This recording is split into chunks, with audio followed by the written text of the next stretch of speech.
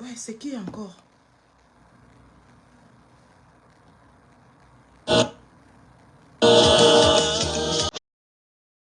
Abekuya o Dani.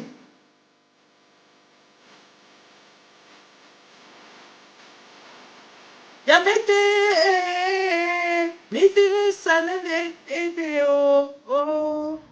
Bon, merci les gars. Bonjour, bonjour les gars, bonjour les filles. Bienvenue dans ce Facebook Live. Je vous présente Coucou le hibou. Donc, Coucou le hibou, c'est notre nouvelle mascotte qui va nous accompagner dans toutes nos sorties. Donc, Coucou le hibou. Vous savez que les hiboux sont les oiseaux annonciateurs d'un certain genre de nouvelles. Donc, j'ai sorti l'oiseau annonciateur, Coucou le hibou. Coucou le hibou, c'est l'oiseau annonciateur d'un certain genre de nouvelles. Donc, nous sommes les hiboux. Bonsoir les gars, bonsoir les filles. Comme je vous l'ai promis hier dans mon live, j'allais faire une sortie en bonne et due forme aujourd'hui. Vous savez que tous ces jours-ci, je ne sors pas trop. Et donc, lorsque je sors, c'est que il y a vraiment l'urgence. Il y a péril en la demeure. Vous savez, je suis la générale des Amazones. Je ne le répète pas assez. Une générale, ce n'est pas quelqu'un qui est vulgaire. Une générale, ce n'est pas quelqu'un qu'on voit à tout bout de champ. Donc, lorsque je sors, sachez que j'ai un message à porter. Donc, merci. Installez-vous, contactez tout le monde, bipez tout le monde. Moi-même, j'ai essayé de partager, mais je pense que dans ma page principale, je ne l'ai pas encore fait. En tout cas, on va partager chaque fois qu'il y aura, voilà, un petit temps mort. Je vais dire bonsoir à tous ceux qui sont connectés. Fantomas Tarzan, Linares Eiffel, mon chouchou. J'ai vu Michel Tchatchouan. Je vous salue tous, Mbecha Constant, Julie Mienne, Valatin Gâteau. Bonsoir tout le monde. Merci d'être là. Et le message que je porte ce soir est important.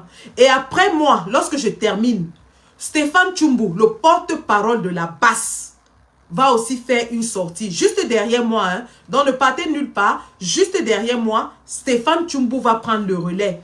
Minsoulé Lang, bonsoir. Ali Dacho, bonsoir. Bonsoir tout le monde. Merci d'être là dans ce Facebook Live.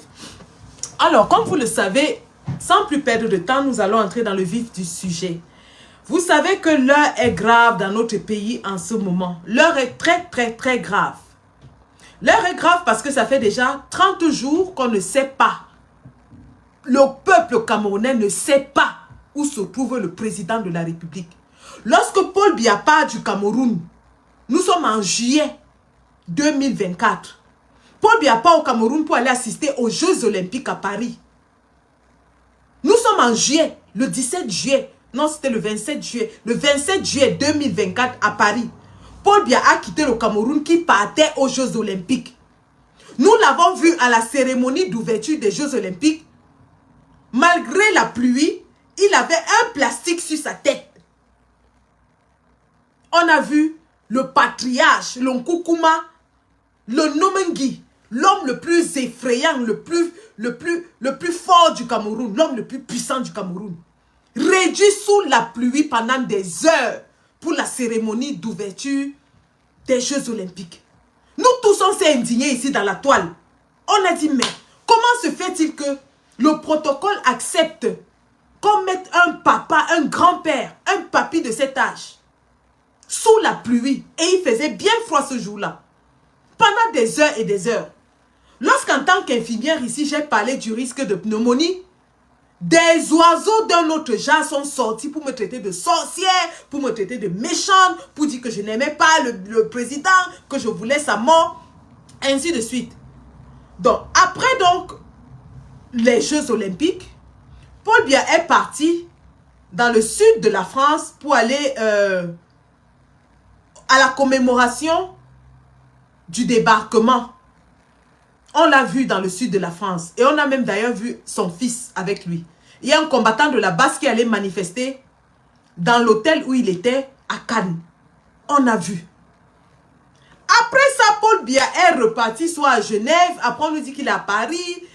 On annonce son départ pour la Chine, pour le sommet Chine-Afrique. Il a à peine fait une petite apparition au sommet Chine-Afrique quelques ans, il a disparu. Jusqu'à aujourd'hui, on ne sait pas où est Paul Biya. Il était annoncé au sommet de la francophonie.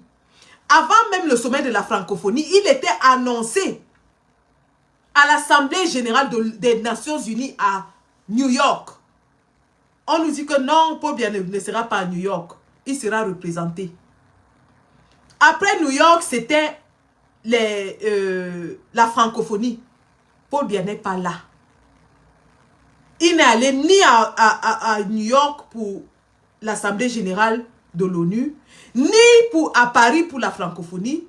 Par contre, certains agents de distribution des infos du gouvernement nous disent que, oh, il est un peu malade. Après, on nous dit non, il va bien. Sa femme lui a préparé un bon ndomba de mâchoiron à l'hôtel intercontinental. Il va bien. Sauf que ça fait 2 semaines qu'on nous a dit que Paul Biya n'allait pas bien. Il est où? Il est où? Est-ce que le peuple pour lequel il est censé travailler, le peuple qu'il est censé représenter, n'a pas le droit de poser la question? Paul Biya à Nevers, il est en Europe. Il n'est pas encore rentré au Cameroun. Depuis juillet qu'il a quitté le Cameroun. À Paul Biya Nevers, rentre à la maison et... Depuis que tu es parti, les sardinas n'arrivent plus à dormir. Tu es où? C'est donc ainsi que, lorsque on est en train de se poser ces questions, et pas seulement nous, la presse internationale française a titré des articles sur l'absence remarquée de Paul Biya, qui était censé donner un discours à la francophonie. Son absence à l'Assemblée générale de l'ONU, présidée par Philémon Yang, un Camerounais, pour la première fois. Il devait régner à New York en triomphe. Il n'est pas parti. Paul Biya, qu'on sait qu'il aime être vu sur les tribunes internationales, parce que justement, son entourage utilise ses apparitions en public pour montrer au peuple camerounais qu'il vit encore. Parce qu'aujourd'hui, les Camerounais ne veulent même plus savoir si Paul Biya travaille encore. Ce qui intéresse les sardinas, c'est de démontrer aux Camerounais que Paul Biya, il respire encore. Donc la nouvelle mode de gouvernance de Paul Biya, c'est la gouvernance par la respiration. Tant que Paul Biya respire, le Cameroun doit rester tranquille. Et donc, on se pose des questions. Pourquoi est-ce que l'entourage de Paul Biya, sachant qu'il est vieux, il est frêle, il est fatigué, a pu lui arranger un agenda aussi surchargé? Quel était l'intérêt d'avoir autant de rendez-vous internationaux pour ce monsieur qui est épuisé? Tout le monde le sait, tout le monde le voit. La première motivation pour ces agendas surchargés est donc la recherche du financement. Lorsque le gouvernement camerounais transporte Paul Biya de Genève à Beijing, c'est pour aller chercher de l'argent, pour aller signer des contrats, pour commander de l'argent. Parce que le gouvernement camerounais est à genoux, les caisses sont vides, ils n'arrivent plus à payer les fonctionnaires, obligés de réduire les salaires des enseignants, réduire les salaires des médecins, augmenter les taxes parce que le régime est à terre. L'État est à genoux. L'État est à genoux. Ils sont donc obligés, et comme les partenaires internationaux ne donnent plus de leur argent comme ça, sachant que Paul Biya est vieux, sachant qu'il est frêle, la condition qu'ils donnent, c'est que Paul Biya doit être là lors de la signature des accords. Paul Biya, la condition que les Chinois ont donnée, c'était que Paul Biya devait être là lors de la signature des accords. C'est ainsi qu'ils ont transporté Paul Biya comme un colis à Beijing. Sauf que Paul Biya est arrivé là-bas, il est tombé très malade. Obligé de le ramener en catastrophe à Genève. Obligé de le ramener. Maintenant, l'avion qui le transportait a fait des allers et retours entre Paris et Genève. Pour ceux qui sont ici et qui nous disent que, oh, et pourquoi il n'est plus à Genève, il est à Paris. Sachez que les capitales européennes, surtout pour les hommes politiques. De toute façon, même avec un vol commercial, Paris-Genève, c'est 30 minutes dans un vol commercial. Avec un avion particulier, c'est 27 minutes. Donc, ça ne lui coûte rien, son avion est stationné à Genève, de prendre et d'aller à Paris, si besoin est. Toujours est-il que son avion a fait des navettes entre Paris et Genève. Alors, pendant que nous sommes dans ces entrefaits, nous recevons des informations assez claires et nettes hier soir. Ce qui nous a amené à faire une petite sortie un peu teaser. Mais je vais vous donner tout de suite les détails des informations que nous avons reçues. La première information que nous avons reçue est que tout l'entourage proche de Franck Biya est parti en catastrophe de Yaoundé pour Genève. Écoutez bien. Tout l'entourage proche de Franck Biya est parti de Yaoundé pour Genève. Je parle de Franck Mataga. Je parle de Ghislaine Guéwo. Ils sont en ce moment à Genève. Quiconque connaît Franck Biya sait que ce sont ses bras droits. Ce sont ses inconditionnels. Donc on se demande donc, pourquoi est-ce que les proches, le dernier carré de Franck Biya, va en catastrophe à Genève? Premier élément. Deuxième élément, à Genève, Paul Biya est avec sa femme, il est avec son fils Nyasti Kinyasti, il est avec son fils Franck Biya. Donc il a quand même sa famille nucléaire à côté de lui. Il a sa famille nucléaire à côté de lui. Et pendant que Paul Biya est à l'intercontinental, même s'il fait un déplacement, son dispositif sécuritaire et diplomatique est à l'hôtel intercontinental. Nous le savons parce que nous avons des sentinelles qui font les tours à cet endroit et qui nous donnent les informations précises et concises sur les mouvements qui se passent. C'est pour ça que quand Paul Biya est à l'intercontinental, nous pouvons aller manifester parce qu'on sait, on a des éléments. Avant d'aller, nous faisons ce qu'on appelle la reconnaissance du terrain. Vous qui vous moquez de nous que nous sommes les amateurs, la brigade anti-Sardina, ça fait 7 ans qu'on travaille sur le terrain. Nous avons acquis l'expérience du terrain. Nous avons avec nous le pionnier de la chasse de Biya à Genève, qui est le caporal Grié Kemta, qui nous a donné toutes les astuces pour dénicher Paul Biya à Genève. Nous avons été à la bonne école. Vous imaginez très bien que je passe beaucoup de temps avec mon père spirituel, le caporal Grié Kemta, qui me donne donc tous ces secrets de combat là. Donc je suis assez outillé pour combattre l'ennemi. Parce que je suis à l'école de quelqu'un qui combat l'ennemi depuis 30 ans. Donc, nous avons nos sentinelles sur place à Genève. Et quand je dis non, ce n'est pas une seule source. Hein. Lorsque moi, Sandy, vous savez que moi, je ne fais pas dans la dentelle. Je ne rigole pas, je ne blague pas. Je ne fais pas dans l'à peu près. Surtout lorsqu'il s'agit d'une question aussi sérieuse. Lorsque nous faisons une sortie, ça veut dire qu'on a recoupé 2 ou 3 sources d'informations. Donc, sur place à Genève, nous avons des éléments de la base qui nous relaient les informations minute by minute. Nous avons 2 sources, une source familiale et une autre source de combat qui nous donne les informations minute by minute. Donc, les informations qui nous sont revenues, 1. L'entourage très proche de Franck Biya a été dépêché sur Genève, ce qui est quand même assez curieux. Allô? Qui est-ce qui m'appelle là? No.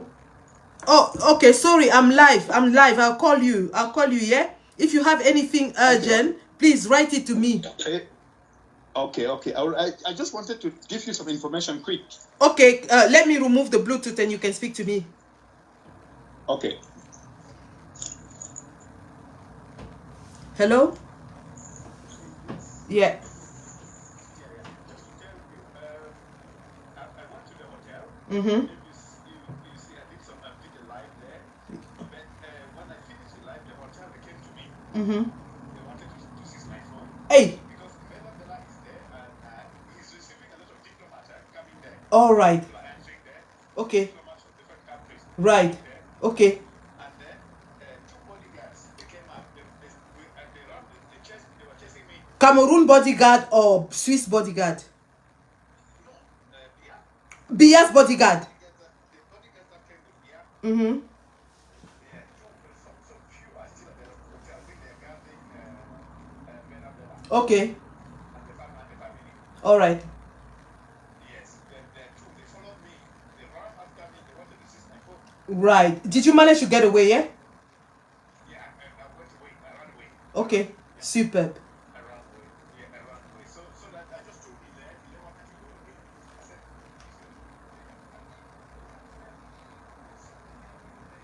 Okay.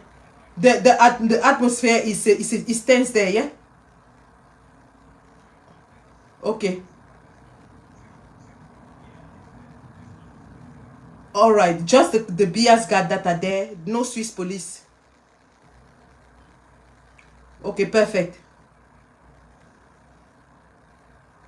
Okay. All right. Okay. All right. Okay. I know he can't even speak. I know they told me this morning. Right.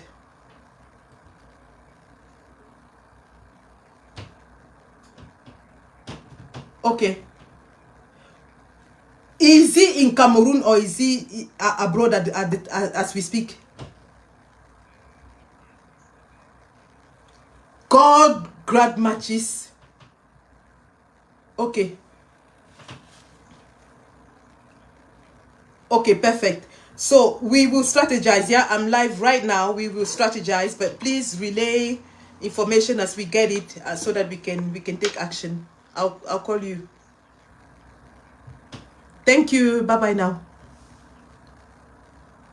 Donc, vous avez vu en direct une de mes sources donc qui vient de partir de l'hôtel. Ouh, sortez, sortez, sortez, sortez. Ça a cuit, sortez, oh, sortez. C'est en train de cuire, la cuisson. Sortez, oh, peuple camerounais debout. C'est en train de cuire. En direct devant vous. Mon informateur m'appelle et je vais vous donner le résumé de ce qu'il vient de me dire. La cuisson, c'est en train de cuire. Oh, oh, oh. C'est en train de cuire, les gars. C'est en train de cuire. C'est en train de cuire, as we speak. Breaking news, comme on dit souvent. Breaking news.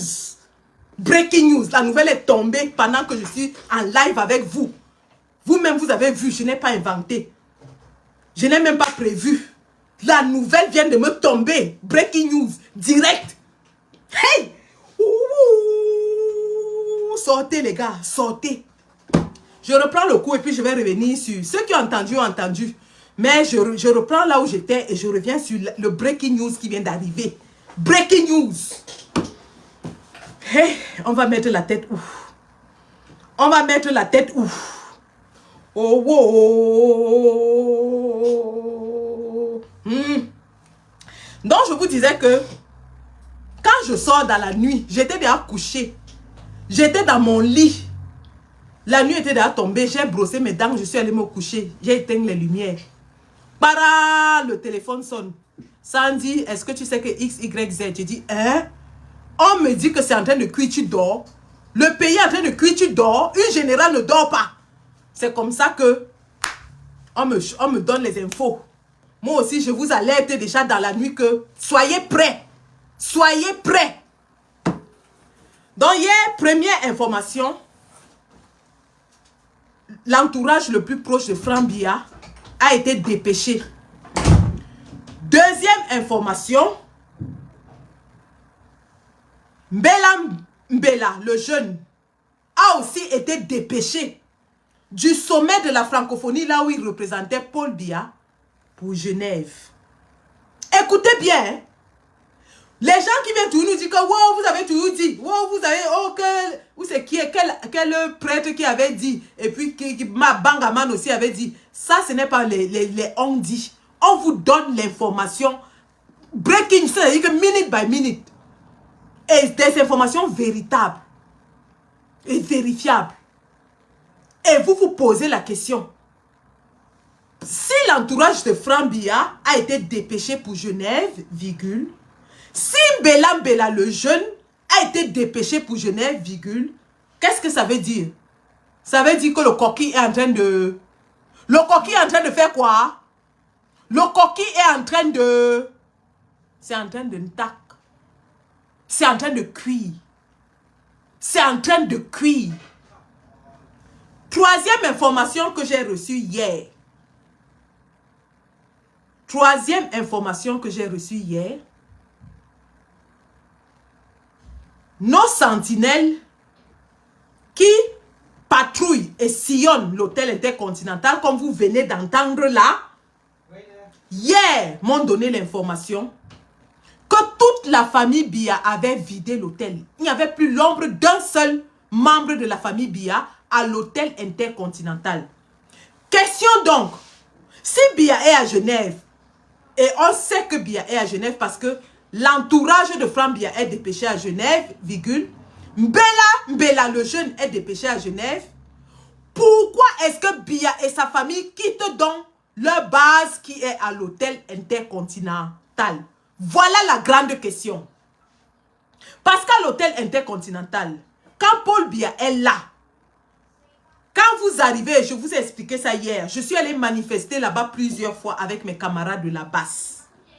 Quand Paul Biya est là, dès que vous arrivez, avant même d'entrer dans l'enceinte de l'hôtel, vous voyez déjà la police belge, la police suisse avec les armes. Vous voyez déjà la police suisse avec les armes. Et la police suisse, le gouvernement suisse a l'obligation de le protéger parce qu'il est un président en exercice. Donc s'il est sur leur territoire, ils ont l'obligation diplomatique de le protéger. Donc quand Paul Biya est quelque part, comme tout autre chef d'État, vous allez voir la police officielle de ce pays-là qui garde cet hôtel. Premier indicatif. Deuxième indicatif, vous allez voir la sécurité accrue de l'hôtel. C'est-à-dire l'hôtel lui-même a ses agents de sécurité. Il renforce sa sécurité. Pourquoi l'hôtel renforce sa sécurité? Parce qu'il sait que quand Paul Biya est là, les Camerounais viennent manifester. Donc nous savons quand Paul Biya est là, ça fait 7 ans qu'on y va. Parce que lorsqu'on arrive là-bas, on trouve d'abord la police suisse. Ensuite, on trouve que l'hôtel a renforcé la sécurité. Et enfin, on voit les gardes de Paul Biya, la sécurité rapprochée de Paul Biya. Que nous connaissons parce que nous bagarrons avec eux depuis 7 ans. On connaît les gardes de Paul Biya. Donc, quand on voit leur tête, on sait que Paul Biya est là. Chose curieuse, après que le cercle rapproché de Franck Biya soit parti à Genève, après que Mbella le jeune soit parti à Genève, nos camarades vont à l'hôtel et ne trouvent aucune trace de la présence de Paul Biya. Ils ont même pris un café dans le hall de l'hôtel. Parce que tout le monde peut y aller et boire un café ou avoir un petit déjeuner, une rencontre de business. C'est un lieu commercial. Donc nos camarades, nos agents sont allés là-bas et ont passé 2 heures de temps à l'intérieur du hall et ils n'ont vu aucune trace de Paul Biya, de sa garde ou de sa famille à l'intérieur de l'hôtel. Ça nous amène donc à nous poser les questions. Les déplacements dont je vous ai parlé indiquent bien que Paul Biya est à Genève. Or, nous savons que quand Paul Biya est à Genève, il est à l'hôtel intercontinental avec tout le dispositif qu'il faut. Si Paul Biya n'est donc pas à l'intercontinental avec sa famille, où est Paul Biya? Pourquoi déplace-t-il leur famille les plus rapprochées? Parce que même son frère, Pierre Meba, est à Genève à l'heure où je vous parle.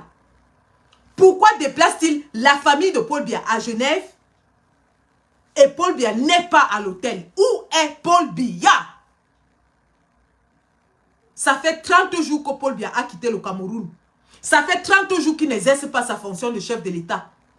Où est Paul Biya? La constitution de notre pays dit quoi? La constitution de notre pays dit que lorsque l'absence ou la défaillance du chef de l'État est constatée, après 45 jours, le président du Sénat organise, prend la tête du pouvoir et déclare la vacance du pouvoir. Or, Ça fait 30 jours qu'on ne voit pas Biya. Il est où? Il fait quoi? Il est où et il fait quoi? Voici les questions que tout le peuple entier doit se poser. Et ça, c'est depuis hier soir. À l'heure où je vous parle, vous avez vu, j'ai reçu un coup de fil d'urgence de nos émissaires sur place à Genève. Et je vais vous donner la teneur de nos échanges. Ceux qui ont entendu et ils savent que je ne mens pas. Ils ont suivi ce qui se disait. Je vais vous donner la teneur de nos échanges. Avant de vous donner la teneur de nos échanges, je vais vous faire 2 constats. La ville de Douala, la sécurité est accrue à l'heure où je vous parle. La sécurité est accrue. Les militaires sont dehors.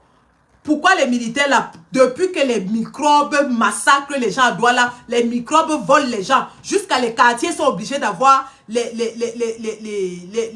organisations anti-gangs. Les quartiers organisent maintenant la veille pour chasser les microbes. Où étaient les militaires? Les militaires ne sont sortis aujourd'hui. Pourquoi les militaires sortent? Pourquoi les militaires sont versés dehors que dans la ville de Douala? Et c'est pareil à Yaoundé. Yaoundé est en ce moment plein à craquer d'anti-gangs, d'agents de renseignement. Les agents de renseignement sont versés à Yaoundé partout. Si vous allez dans un bar à Yaoundé, vous allez dans une gargote, vous allez manger dans un tourneau d'eau, vous prenez un taxi, vous prenez un bain sikin, vous avez 50% de chance de tomber sur un agent de renseignement. Pourquoi est-ce qu'ils ont élevé le niveau de surveillance du territoire en ce moment? Pourquoi?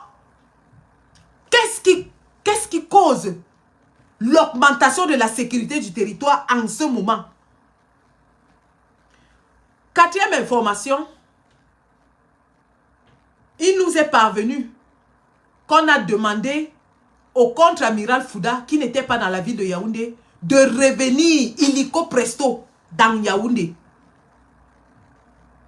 Donc, à l'heure où je vous parle, le contre-amiral Fouda est revenu de toute urgence sur Yaoundé. Pourquoi faire? Peuple camerounais, tenez-vous prêts.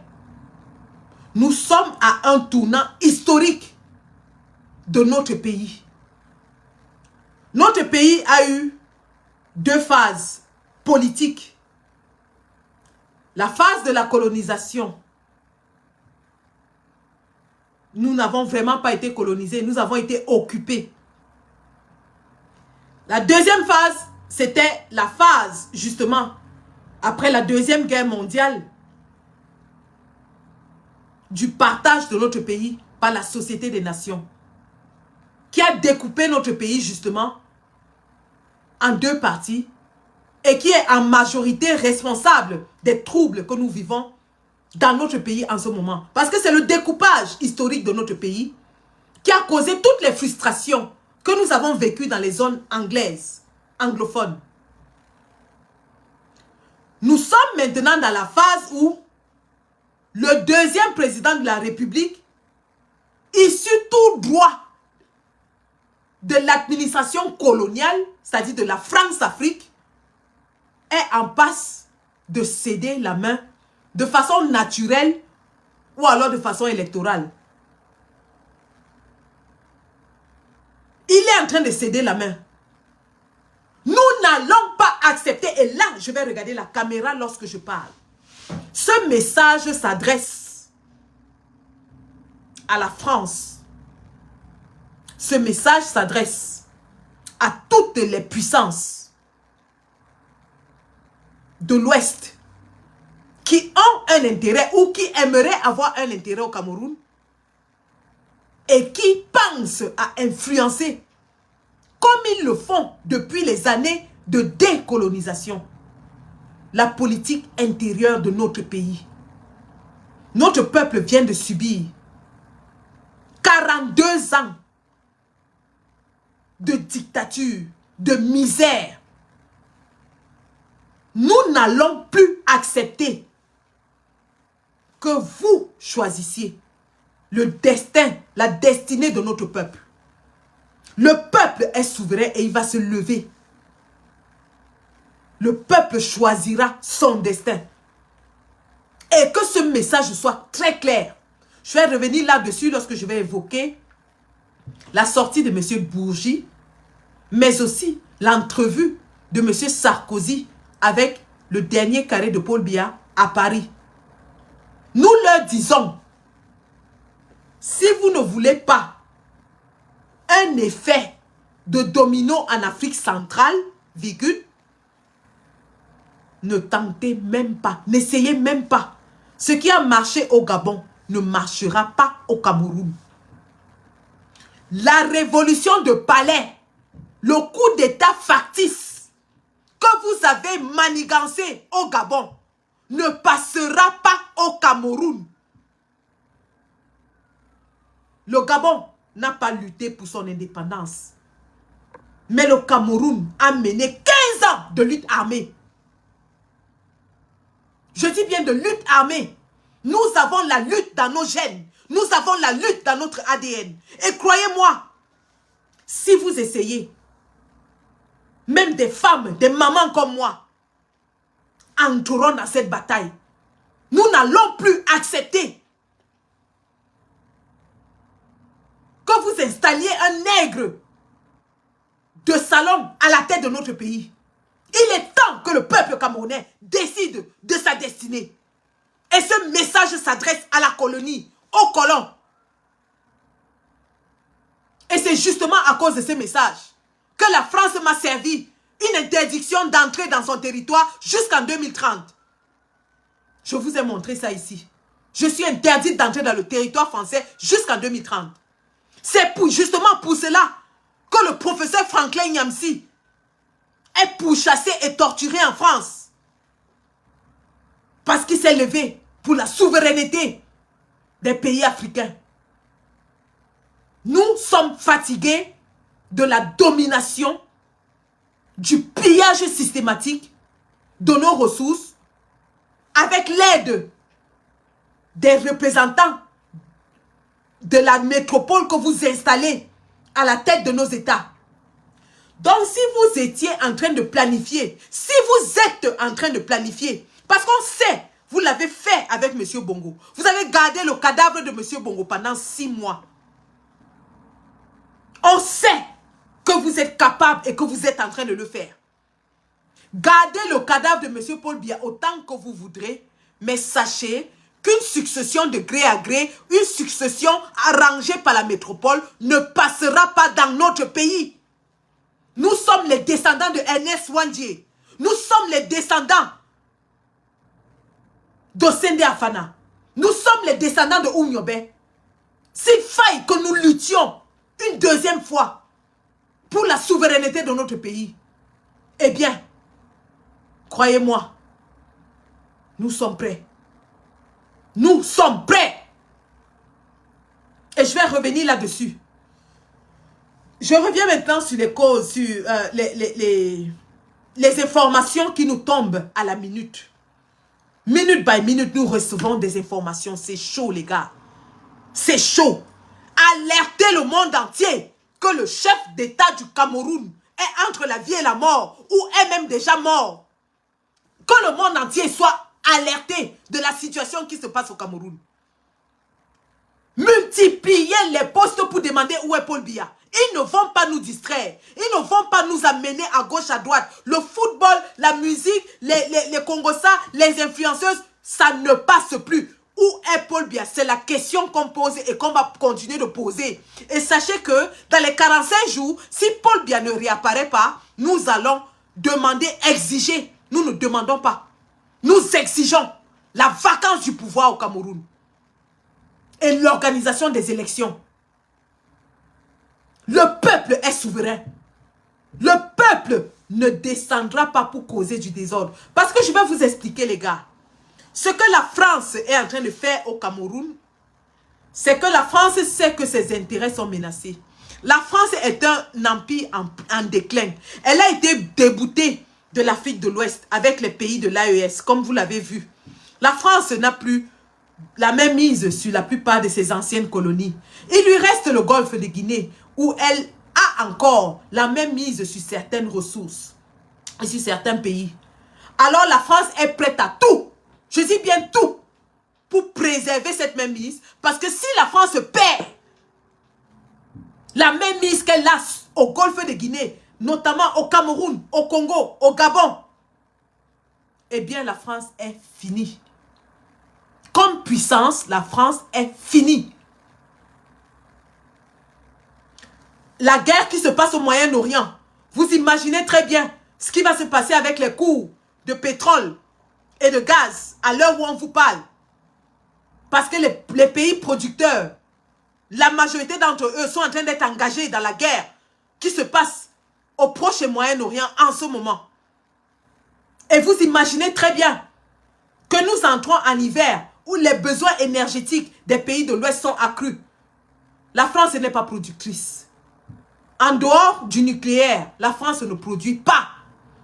Or, l'énergie nucléaire ne suffit pas pour alimenter les besoins des pays développés. C'est pour ça qu'ils ont encore recours aux ressources fossiles, telles que le pétrole, le gaz. Et donc, l'Afrique reste un pôle de puisement de ces ressources-là. La France ne peut pas se permettre de perdre son précaré qui lui reste, le dernier précaré qui lui reste en Afrique de l'Ouest. En Afrique centrale, je veux dire. Et donc, elle est en train de manigancer en ce moment pour organiser la succession de Paul Biya. Initialement, ils ont mis l'accent sur Franck Biya. Nous avons vu les allers et retours. Nous avons vu les rencontres, entre guillemets. Et ils ont vu la réponse du peuple.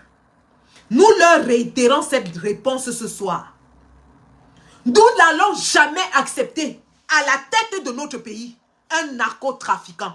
Quelqu'un qui n'a aucune compétence. Quelqu'un qui a été condamné pour trafic de narcotiques. Quelqu'un qui n'a jamais travaillé de sa vie. Même dans votre pays, la France, vous ne pouvez pas installer quelqu'un qui n'a aucune compétence à la tête de votre pays.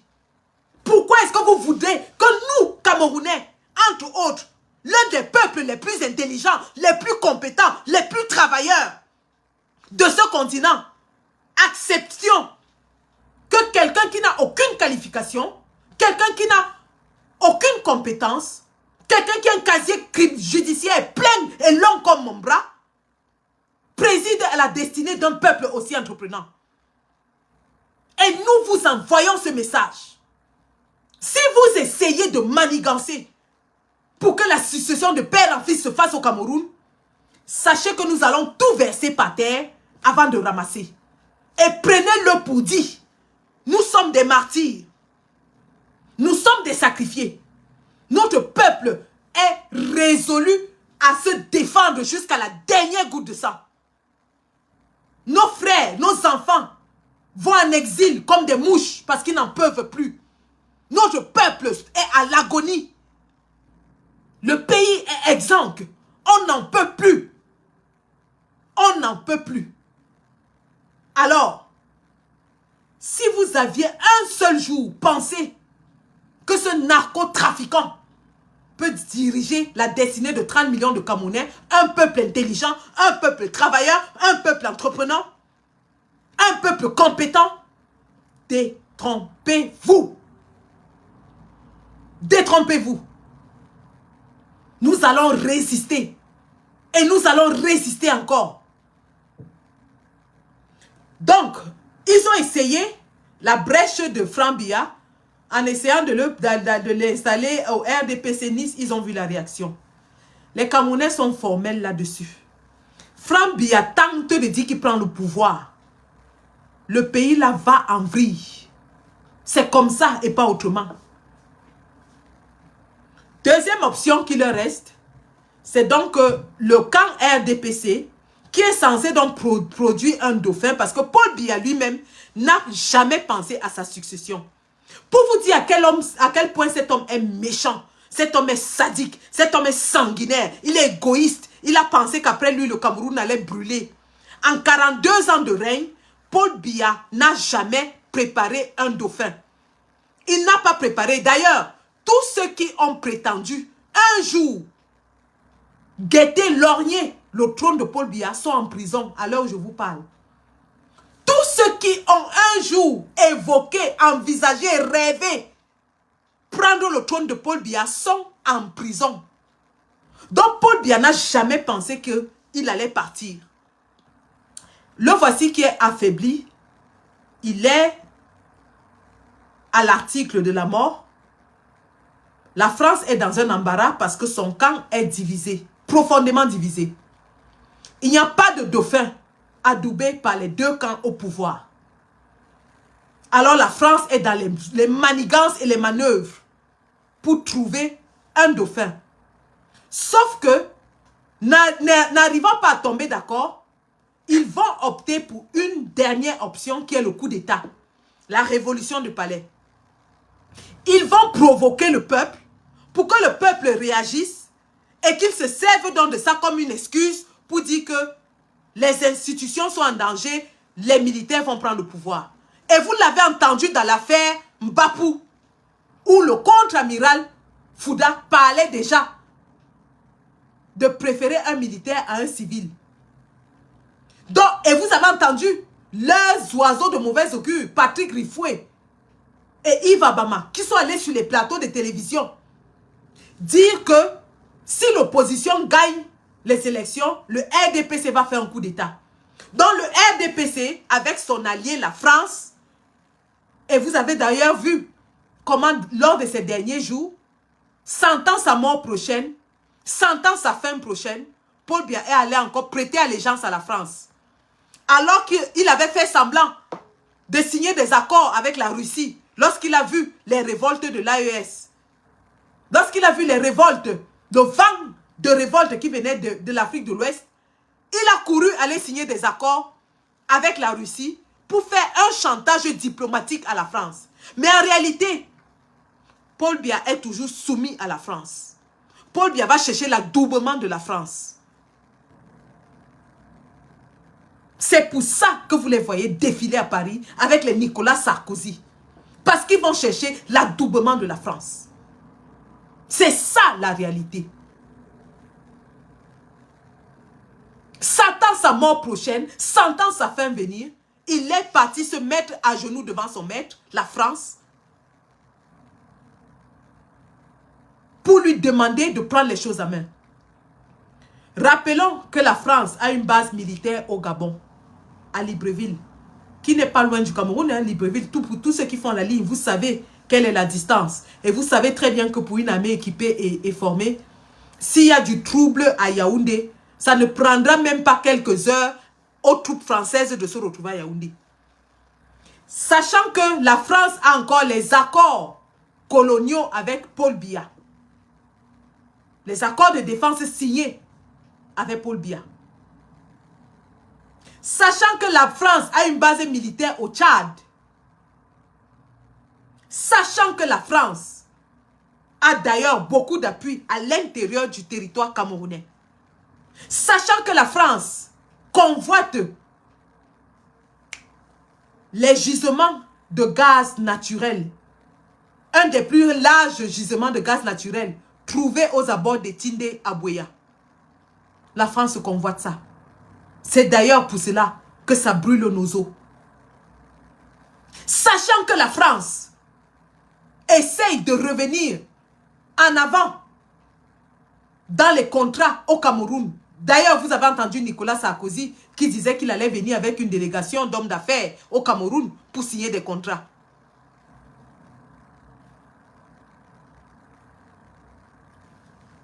Chers compatriotes, vous savez aujourd'hui exactement à quoi nous faisons face. Nos frères de l'Afrique de l'Ouest ont réussi à se débarrasser du colon et de ces nègres de maison qui écrasent nos peuples, qui volent nos peuples, qui pillent nos peuples. C'était au prix d'une lutte acharnée. C'était au prix d'une lutte acharnée. Si cela était possible au Mali, si cela était possible en Guinée, pourquoi pas au Cameroun? Seule la lutte libère. Seule la lutte libère. Et maintenant, donc, une fois que c'est dit, je partage avec vous le contenu de mes échanges avec nos informateurs sur place à Genève, que j'ai reçus pendant que j'étais en live avec vous. Donc, vous avez vu, pendant que j'étais en live avec vous, nos informateurs, nos agents qui sont sur place à Genève et qui continuent de traquer le dictateur, nous ont appelés pour nous donner les informations suivantes. Notre informateur s'est rendu à l'hôtel Intercontinental il y a quelques minutes. Je répète, notre informateur s'est rendu à l'hôtel Intercontinental il y a quelques minutes. Lorsqu'il arrive à l'hôtel Intercontinental, il fait une vidéo. Et la sécurité de l'hôtel essaye de s'emparer de son téléphone pour lui arracher ce qu'il a enregistré. La question qu'on se pose, pourquoi cette fébrilité?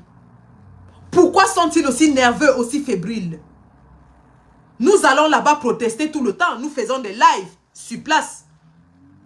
Ils n'ont jamais manifesté autant de fébrilité. Pourquoi la sécurité de l'hôtel Intercontinental, à ce jour, est devenue soudainement très fébrile et très nerveuse?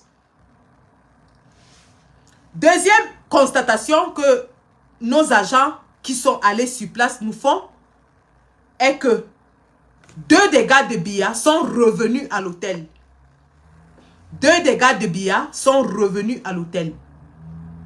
Et ils sont à l'hôtel parce que en ce moment, Mbela le jeune est logé à l'hôtel Intercontinental. Il a été dépêché hier dans la nuit, comme je vous ai dit. Je reprends. Le ministre des Affaires étrangères du Cameroun a été dépêché hier soir pour Genève, de Paris pour Genève. Il a été dépêché de Paris pour Genève. Et notre informateur qui s'est rendu sur place a constaté donc que le ministre des Affaires étrangères camerounais qui a été déplacé urgemment de Paris où il était pour la conférence sur la francophonie est arrivé à Genève et reçoit des dignitaires du monde entier. Il est en train de faire des rencontres avec les dignitaires du monde entier. Il est en train de faire des rencontres bilatérales avec les dignitaires du monde entier. Qu'est-ce qui se passe à l'hôtel Intercontinental? Pourquoi est-ce que Biaki à Genève ne reçoit pas les dignitaires? Pourquoi est-ce que Mbela reçoit justement les dignitaires? Quelle est l'importance des réunions accrues entre tous les dignitaires du monde entier et le ministre des Affaires étrangères camerounaises en ce moment à Genève, à l'heure où je vous parle? Qu'est-ce qui est en train de se tramer à Genève?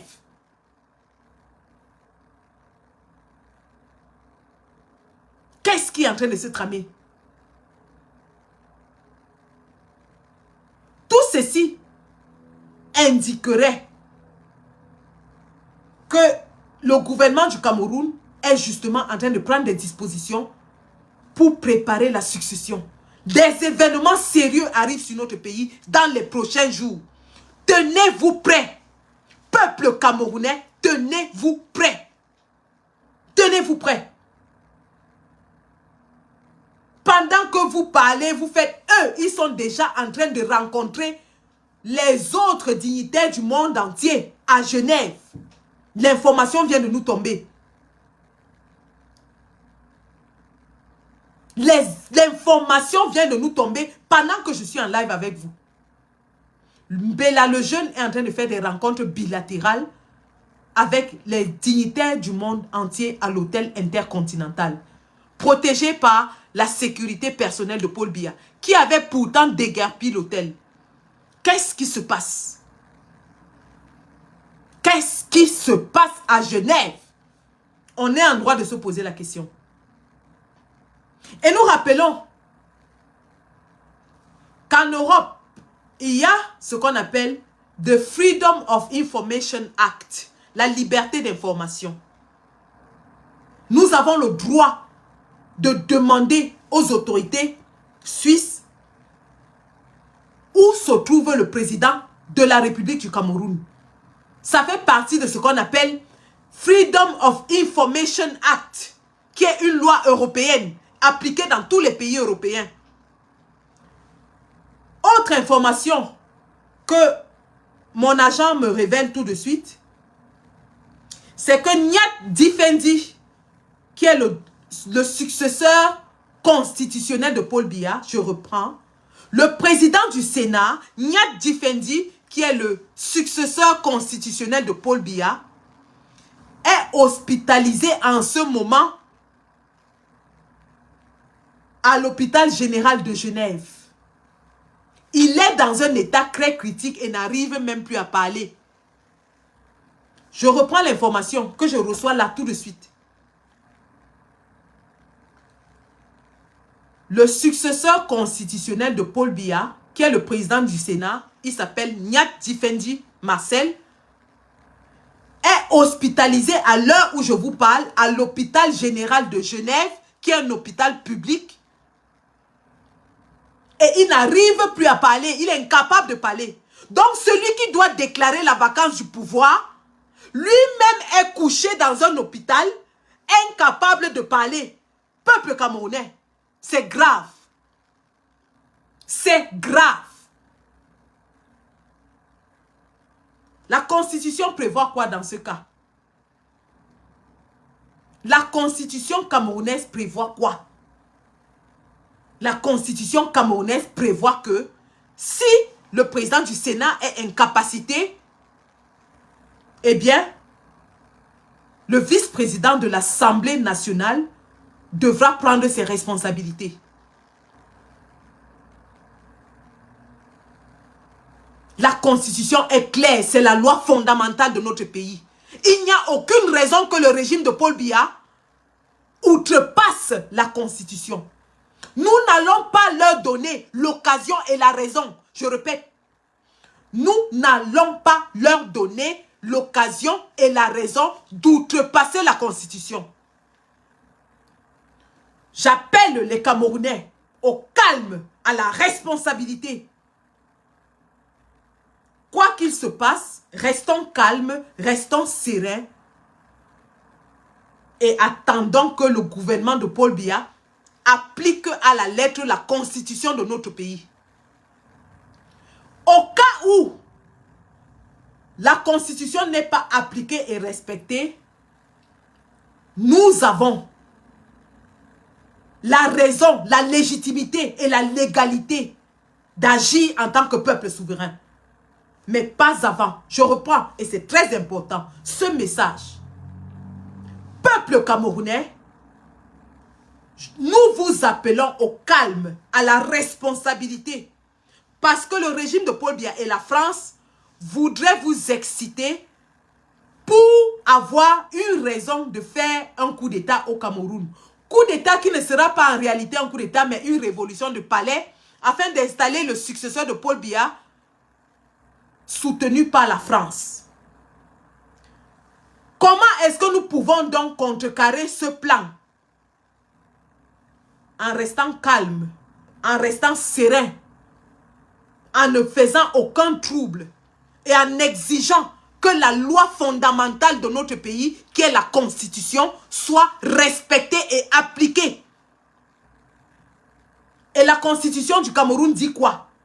Elle dit qu'en cas d'incapacité du président de la République, le président du Sénat prend le pouvoir et organise des élections sous 3 mois. Or, il se peut et il s'avère que le président du Sénat lui-même est couché dans un hôpital, grabataire de son état et ne peut pas parler. La Constitution encore prévoit que le vice-président de l'Assemblée, dans ce cas, doit assumer la vacance du pouvoir. Doit assurer l'intérim et organiser des élections sous 3 mois. La seule façon pour le RDPC et la France de s'accaparer et de garder le pouvoir, c'est de créer des tensions à l'intérieur du pays afin de faire une révolution de palais, un coup d'État pour justifier.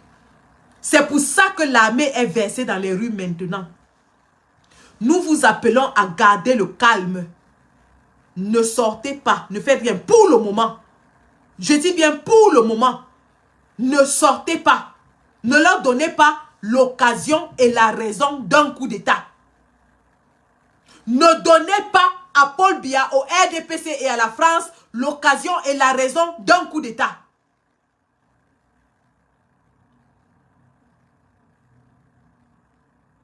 Peuple camerounais, la diaspora résistante et combattante par ma voix vous appelle à conserver et garder votre calme.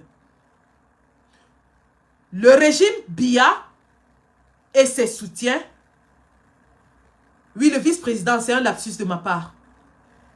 Le régime de Biya, avec ses soutiens, n'a qu'une seule alternative maintenant au Cameroun pour garder le pouvoir, qui est le coup d'État. Et nous avons deux façons, deux étapes pour contrer le coup d'État. Deux. Écoutez bien ceci. Première étape, gardons notre calme, ne leur donnons ni la raison, ni l'occasion de faire un coup d'État. Gardons notre calme et exigeons que la constitution de notre pays soit respectée. Deuxième étape, au cas où ils ne respectent pas la constitution, au cas où ils bafouent la loi fondamentale de notre pays, eh bien, nous allons leur montrer que le peuple est celui qui détient le pouvoir. Le peuple est souverain. S'ils ne respectent pas la constitution, je répète, si et seulement si, Paul Biya, la France et leurs alliés, le RDPC, parce que Paul Biya c'est du passé, le RDPC, la France et leurs alliés ne respectent pas la constitution, eh bien, le peuple camerounais prendra ses responsabilités à main. Que ce soit au Cameroun ou en diaspora. Et je vous annonce sur les faits, pendant que je parle, l'état-major de la brigade anti-Sardina se réunit, est sur pied d'œuvre. S'ils sont en train de faire les manigances à Genève, eh bien, l'état-major de la BAS, la brigade anti-Sardina, se réunit dans les quelques heures qui suivent. Nous allons nous réunir. L'état-major de la BAS mondiale se réunit et va prendre des résolutions pour les actions à venir. Nous sommes prêts. Nous allons mobiliser les troupes. Et nous voulons que tous les Camerounais soient éveillés et à pied sur les gardes, sur la garde. Tenez-vous prêts. Tenez-vous prêts. L'heure n'est plus au sommeil. L'état-major de la base se réunit dans les quelques heures. En visioconférence, mais bien sûr, les vraies actions, les orientations stratégiques ne se font pas en visioconférence parce que bien sûr, pour des raisons de sécurité, nous parlons là de l'avenir de notre pays. La base va se réunir dans les quelques heures, en présentiel. Et nous allons sortir avec des résolutions fortes.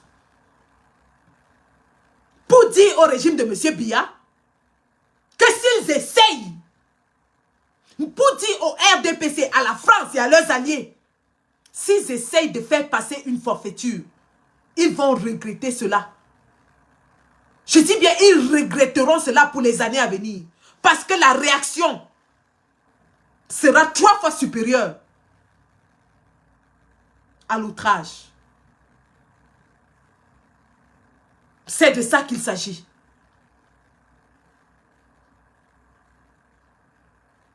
L'état-major de la base est à pied d'œuvre. Et nous prions tous les Camerounais d'être en état d'alerte. Soyez vigilants. Surveillez vos alentours. Nous avons des rapports qui nous sont faits de quelques dignitaires du pays qui fuient déjà le pays. Ils ont commencé à fuir. Il y a des gens qui se sont réveillés, ils nous ont dit qu'ils ne voient pas leurs voisins. Les dignitaires du pays ont déjà commencé à fuir. À ceux-là, nous disons, si vous avez servi le régime de M. Biya, si vous avez aidé à opprimer notre peuple, si vous avez participé à la torture, au pillage de notre peuple, ne pensez pas que vous allez échapper à la justice. Nous allons vous récupérer en diaspora. Nous allons vous récupérer en diaspora. Vous serez pourchassés jusqu'au dernier retranchement. Nous allons vous pourchasser. Vous ne pouvez pas soumettre un peuple à 42 ans de torture, de dictature, de tuerie, de meurtre, de massacre. Museler un peuple pendant 42 ans et espérer vous échapper. Non. On va mettre les moyens en jeu pour vous pourchasser. Si vous avez pensé que le combat était fini, eh bien le combat commence dès aujourd'hui. Le combat commence dès aujourd'hui. D'ailleurs, vous avez vu comment nos équipes sont à pied d'œuvre à Genève. Vous avez vu comment nos équipes, on n'a pas besoin de venir, d'allumer les lives et de dire, oh, me voici qui part à tel endroit, me voici qui part à tel endroit. Non. Le vrai travail se fait en sourdine. Le travail se fait en sourdine. Et je suis la générale des troupes de terrain. J'ai les rapports minute by minute. Je gère la situation. Je dis bien, je gère la situation.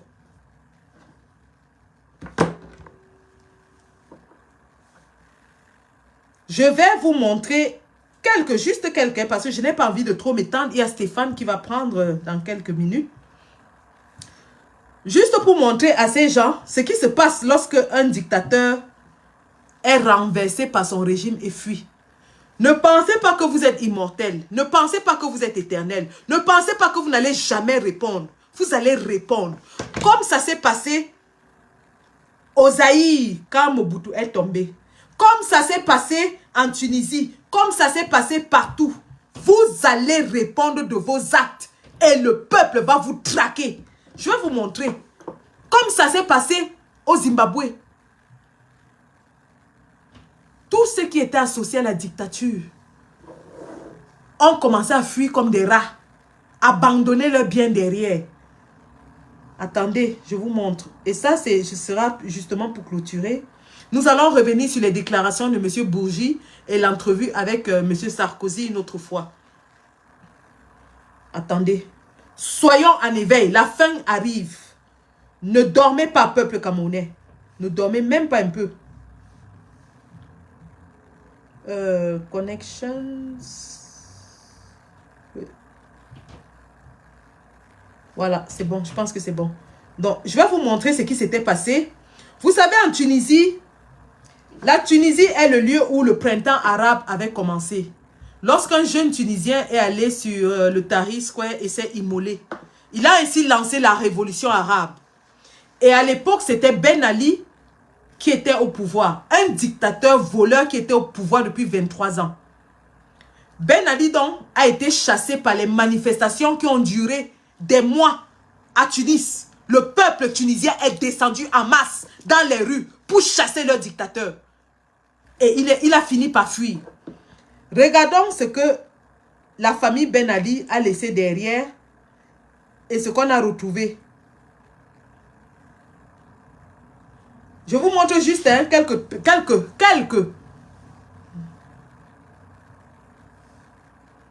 quelques images. Boss, to 100, give me a socket set. Have you used all the tools in this truck? Hey, I only need one set. You don't know this. Tenno is having a limited time event now. 151 piece tool set, £0. Is that tool? Of course, this set is...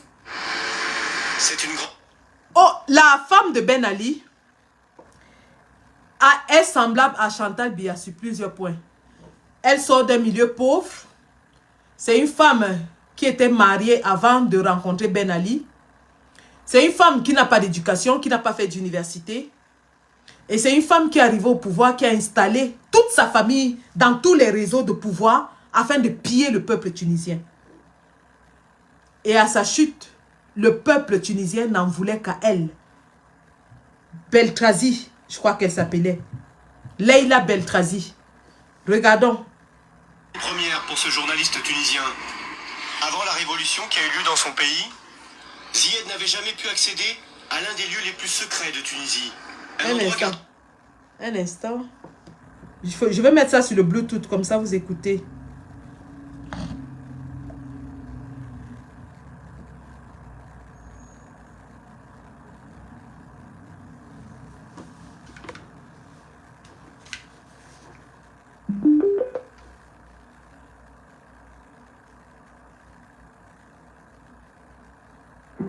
Voilà. Maintenant, vous allez écouter. Et montrer ce reportage à Chantal Biya, à Paul Biya et à tout leur entourage qui sont en train de piller, voler, s'accaparer des biens des Camerounais, les même menacer. Regardez ce qui leur est arrivé. Et ça va vous arriver. C'est arrivé au Bongo. C'est arrivé au Mobutu. C'est arrivé un peu partout. Votre chute sera spectaculaire.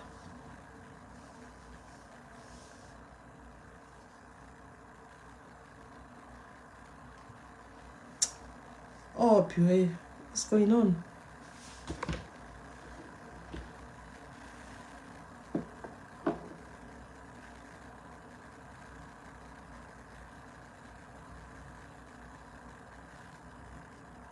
J'ai des problèmes avec le son, hein. Je sais pas ce qui c'est. Quand j'ai déconnecté là tout à l'heure pour prendre l'appel, j'ai des soucis avec le son. Un instant, s'il vous plaît. Connected. Ah, je dois aller sur Sound. Sounds. Oh,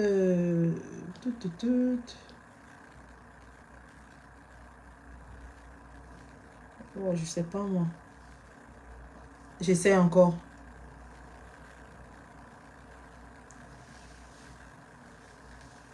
Tunisie, c'est le plus petit pays du Maghreb, avec 12 millions d'habitants.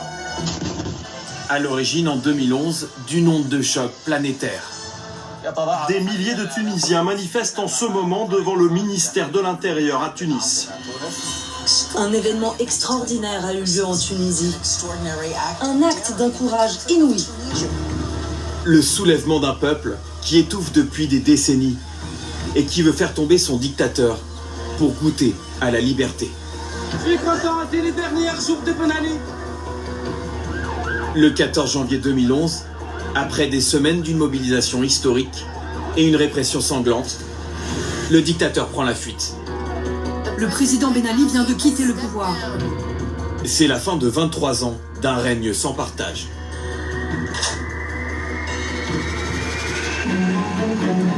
Nous sommes retournés 13 ans plus tard dans le pays. En Tunisie, il y a les riches au-dessus et les pauvres en bas. Il n'y a plus de classe moyenne. Et la révolution n'a fait qu'empirer les choses. Dans toutes les strates de la société, la déception est immense. Le pays est rongé par une crise économique sans précédent. Ce qu'a le dernier relieur de livres de la Médina. C'est ça. Joe a plongé de plus en plus de Tunisiens dans la misère. Il y a au moins 500 personnes. Un instant, je pense que j'ai le mauvais truc. La fortune de Ben Ali, c'est ça.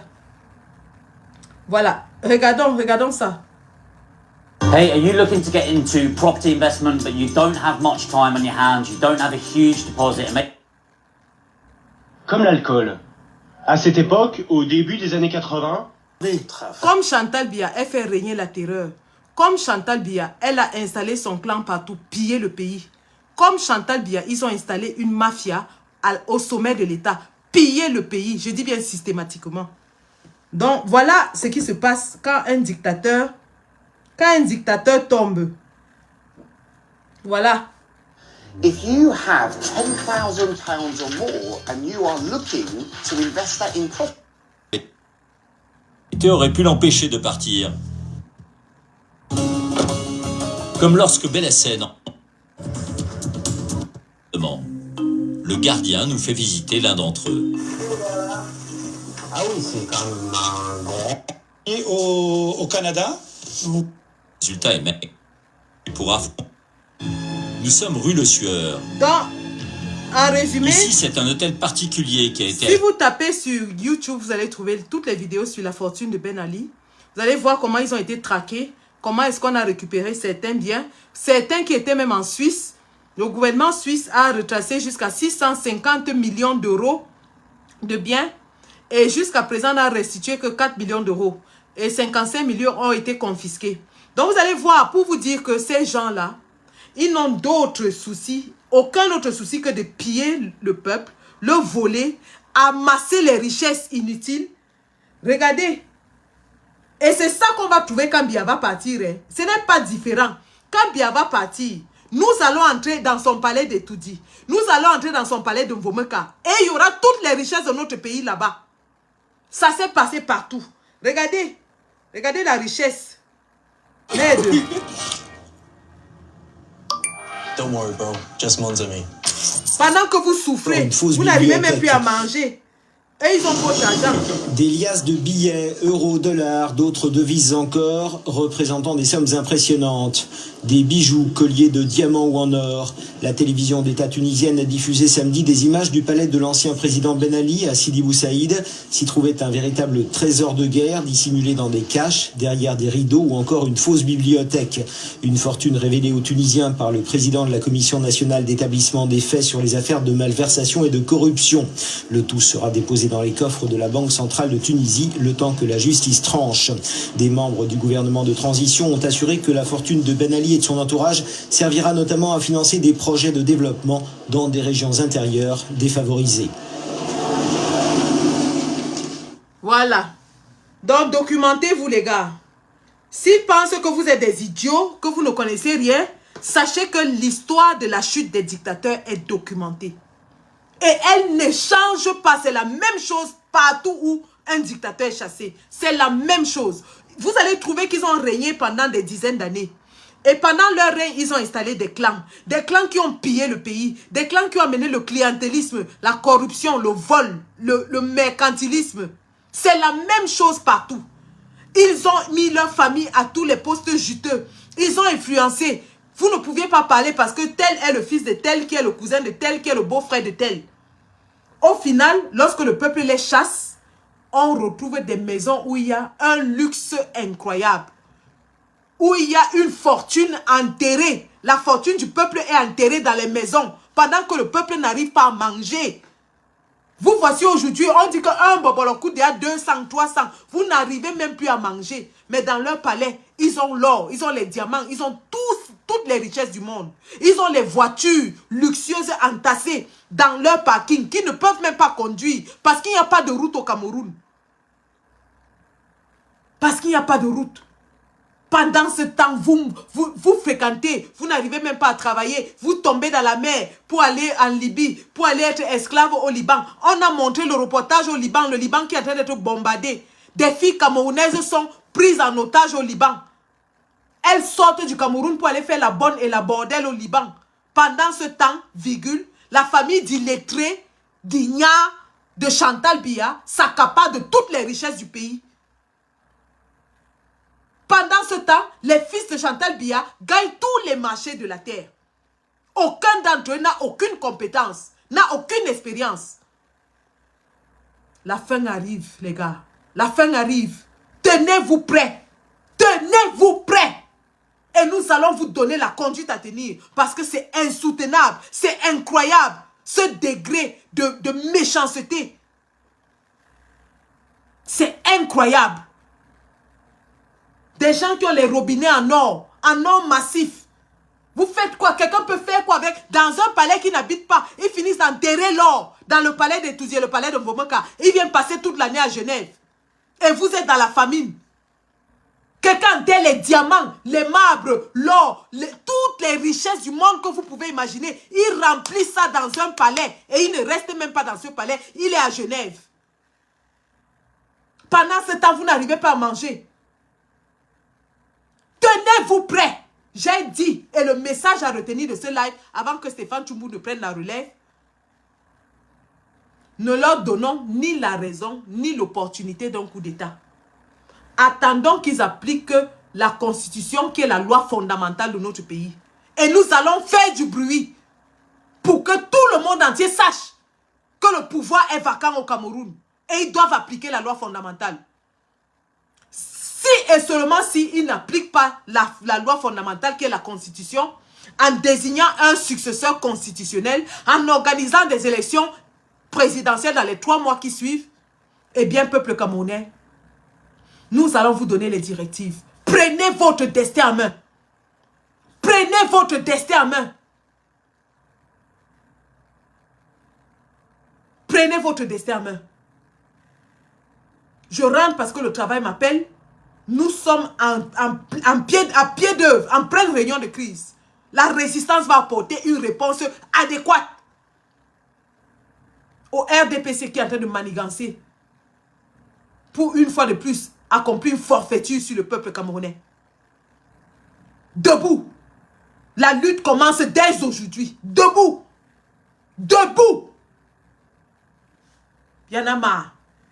Donc, je vais céder le plateau à Stéphane Tchoumbou. Et le live sur Robert Bourgi, je vais le faire sur TikTok comme j'avais annoncé. Parce que c'est interactif. J'aimerais que nos frères de l'Afrique de l'Ouest viennent discuter avec nous sur le rôle de la France, la sortie de Robert Bourgi. D'ailleurs, j'ai beaucoup d'éléments préparés là-dessus, y compris la réponse de Blé Goudé sur la sortie de Robert Bourgi. J'ai beaucoup d'éléments là-dessus. Nous allons mettre cette discussion sur TikTok et inviter nos frères de l'Afrique de l'Ouest parce qu'il est temps que le peuple camerounais, que le Cameroun rejoigne la confrérie des Africains qui se sont libérés de l'emprise de la France et du colon.